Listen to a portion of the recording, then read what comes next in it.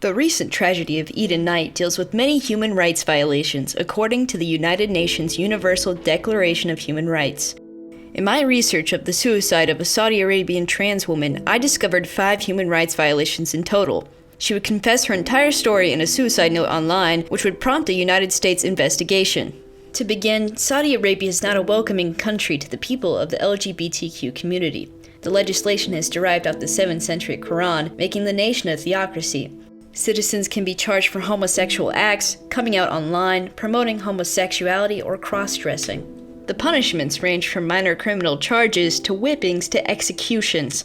There are no protections of discrimination or hate crimes against the LGBTQ community. 23-year-old trans woman Eden Knight would travel overseas from Saudi Arabia to the United States to go through with her transition successfully. She would attend George Mason University, Virginia for computer science and start hormone replacement therapy, or HRT, in 2022. Unfortunately, her international scholarship would expire, resulting in the termination of her visa. She sought asylum in the US and moved to Georgia to live with a married couple open to caring for homeless trans people. Eden would continue to make many friends in America. They would describe her publicly as well-read, intelligent, kind, and hilarious. A close friend named Zoe would tell reporters that she was a huge fan of the Swedish rapper, Blade, and would want people to know that. When asked about Eden's transition, friends would say that she was happy and confident after starting HRT, and started coming out of her shell like such a bright beacon. She openly advocated for trans rights in Saudi Arabia and sought to be a leader for them.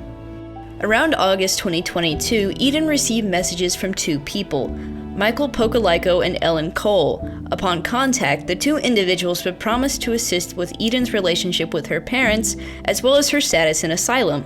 Friends of Eden would grow suspicious, witnessing occurrences of Michael commenting suggestively under risque photos of Eden online. Eden claimed that initially, everything started out positively. The 2 would ask her about her safety and provide her with help or resources. In October, they would convince her to take a train to Washington, D.C. in hopes of getting her asylum granted. There, she would meet a Saudi lawyer named Bader who would make sure her needs were taken care of. Bader would compensate Eden with therapists, clothes, food, and an apartment. Slowly, though, over the course of 3 months, Bader would manipulate Eden into detransitioning. He would make her cut her hair, throw away all her feminine clothing, and stop her taking her hormones. He purposely called her a man and tore down her appearance in an attempt for her to become, quote, normal. He would consistently tell stories of feminine men who were secretly transgender but hid it, and that it was something better to hide.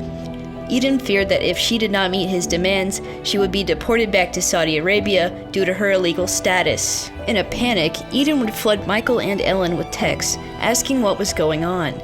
She never received a response. By December, she was completely dependent on Bader for food and shelter and had no means of escape. She confessed in her note that she went through a mental breakdown, reading the Quran front to back, believing she was disgusting and going to hell. After Bader contacted her parents, he booked Eden a flight back to Saudi Arabia to live with them. Upon arrival, Eden would have all her belongings searched.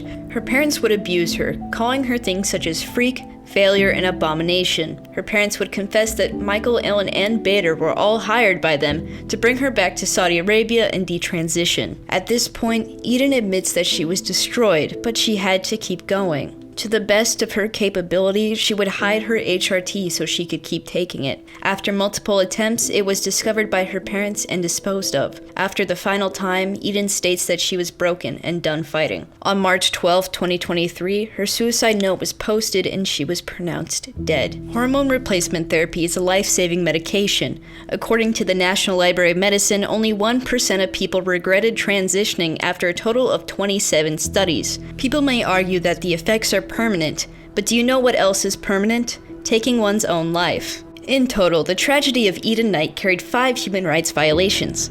Article 5 states that torture, cruel and unusual punishment, and mistreatment are forbidden.